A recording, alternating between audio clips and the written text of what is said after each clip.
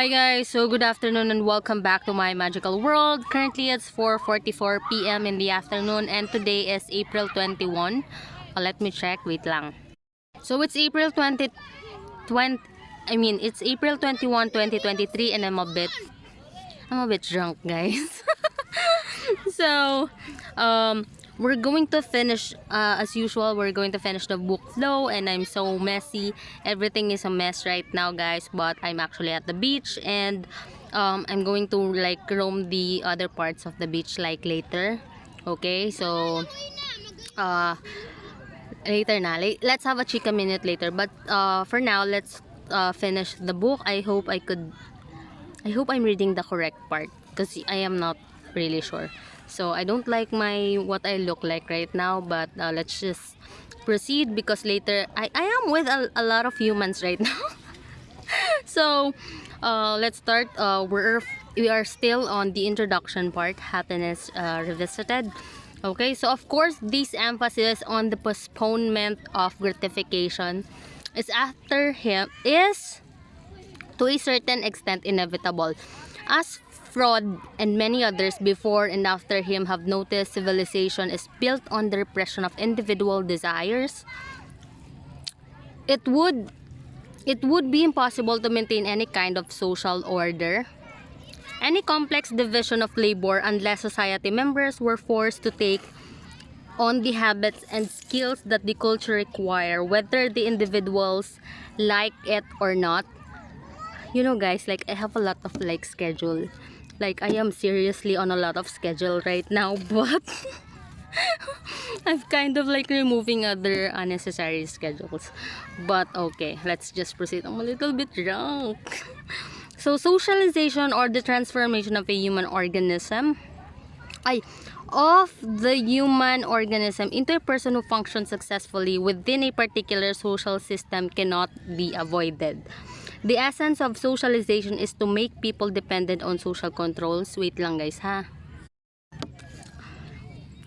You know, guys, like I wanna tour you on different side of this beach, but I am I'm drunk, guys.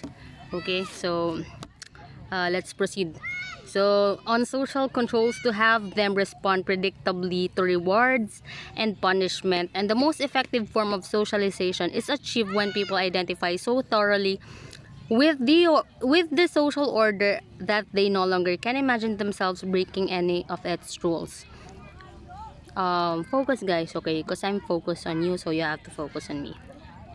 In making us work for its goals, society is assisted by some powerful allies, our biological needs, and our genetic conditioning. All social controls, for instance, are ultimately based on a threat to the survival instinct. The people of an oppressed country obey their conquerors because they want to go on a living. Until very recently, the laws of even the most civilized nations, such as Great Britain, were forced by the threats of caning, whipping, mutilation, or death. When they do not rely on pain, social systems, or use pleasure as the inducement to accept norms, the good life promised as a reward for a lifetime of work and adherence to laws is built on the cravings contained in our genetic programs. Practically every desire that has come part of human nature, from sexuality to aggression, from a longing for security to a receptivity to change, has been exploited as a source of social control by politicians, churches, corporations, and advertisers. To lure recruits into the Turkish armed forces, the sultans of 16th century promised conscripts the rewards of raping women on conquered territories. Nowadays, posters promised young men that if they join the army, they will see the world, Wait lang guys, I'm a little bit tired. Wait lang, kasi I'm sitting in an uncomfortable spot and I'm just using a walis, you know, to have a stand. Wait lang guys. Okay, so you know guys, like I'm at the seashore and I'm just using bangka and the walis. Okay, so bear with me and focus on me. You have to really like finish this book. We have to finish this book. It is important to realize that seeking pleasure is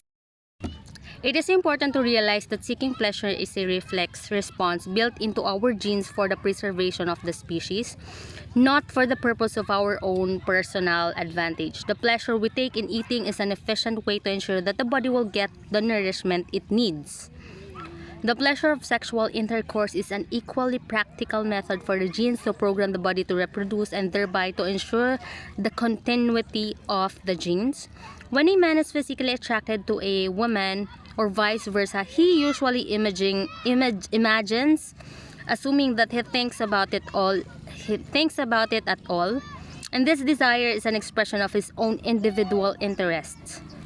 A result of his own intentions. In reality, more often than not, his interest is simply being manipulated by the invisible genetic code, following its own plans. Wait lang guys, ayusin ko. Lipat ako ng other location. I am tired. Wait lang. You know guys, mahirap maghanap ng location. So, just bear with me, okay? So, we will continue reading. It's not easy to find like a good location here because I'm all by myself. I left my friends. I told them I'm just going to film for a bit, okay? So, as long as the attraction is a reflex based on purely physical reactions, the person's own conscious plans probably play only a minimal role. Guys, focus on what I read, ha? Okay? So, there's nothing wrong with following this genetic programming and relishing the resulting pleasures it provides, as long as we recognize them for what they are, and as long as we retain the same control over them when it is necessary to pursue other goals to which we might decide to assign priority. By the way guys, later na the chika, later. So the problem is that it has recently become fashionable to regard whatever we feel inside as the true voice of nature speaking. The only authority many people trust today is instinct. If something feels good, it is natural and spontaneous, then it must be right. But when we follow the suggestions of genetic and social constructions, I am lost. Wait lang guys, ha? Social constructions.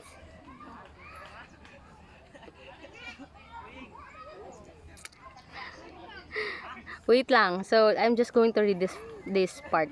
If something feels good, it is natural and spontaneous, that it must be right. But when we follow the suggestions of genetic and social instructions, without question, we relinquish the control of consciousness. Okay, and become helpless playthings of impersonal forces.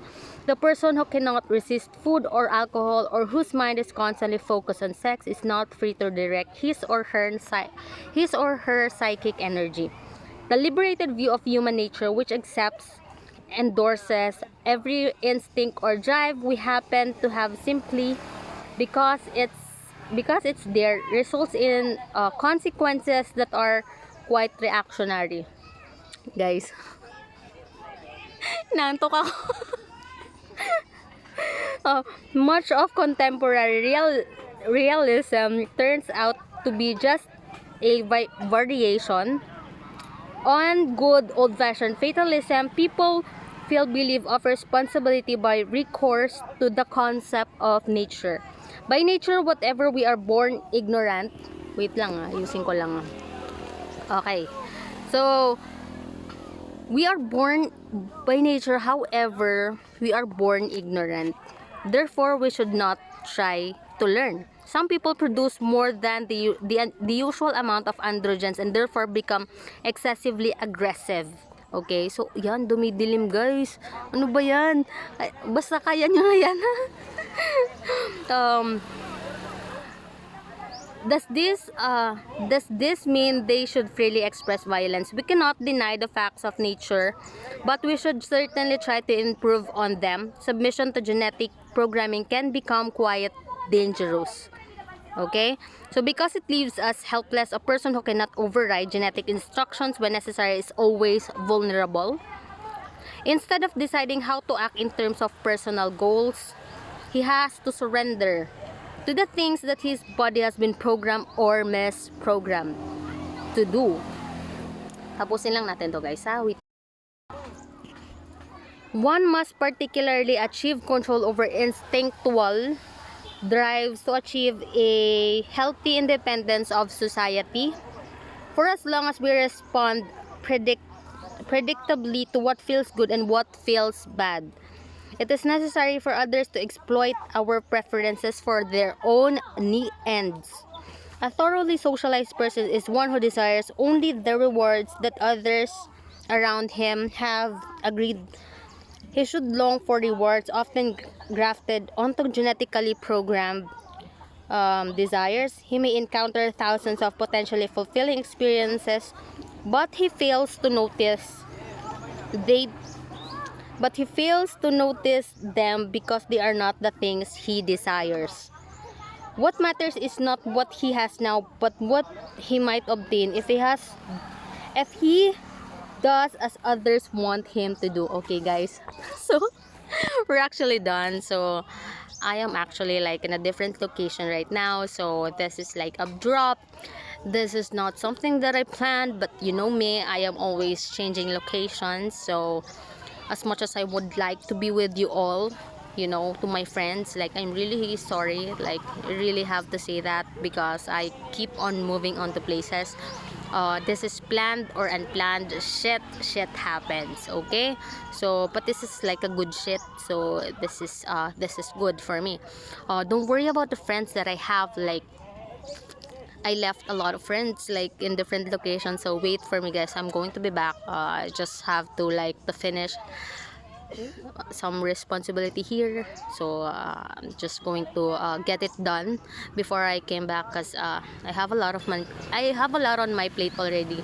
So I've been working on a lot of things already na. So sinasabi ko lang just so you know. I don't know, because my friends usually like look for me.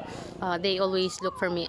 I'm not even talking to a lot of friends, but I have like certain friends that are the most reliable friends and the most quality of friends, and the good friends that I have. So hello, guys. Thank you guys for listening, and thank you for helping me make this world a better place for all of us and for the future generation. Thank you for listening. There are like good spots here, but I can't show you yet because I am drunk, and I'm going back to my other friends, and we're going to finish our drink, and my dog is there. So I need to go back. Okay, so wherever you are, guys, in the world, I hope you are enjoying. Life is short, so you must enjoy. You must make sure that you are prioritizing what needs to prioritize, okay? Making sure that the bills are paid and all of that. To my friends, guys, please bear with me. I am coming back with you when the time is right. Okay, so I will see you again, guys, and I hope you are having like a wonderful day. So I'm just have to reiterate, I just have to say the day today, okay, for assurity. So we're done at 4:59 p.m. Okay, and today is March. Wait lang. Today is April 21, 2023, and it's Friday. So thank God it's Friday. May schedule, actually my May schedule has been a crazy schedule, but we will follow things through. Okay, so I will see you again, guys, and I hope you are healthy, all of you, especially my friends and my family. I don't have a lot of family here. I don't have family here. So yeah, see you na, guys. Bye, and I will see you again tomorrow, hopefully.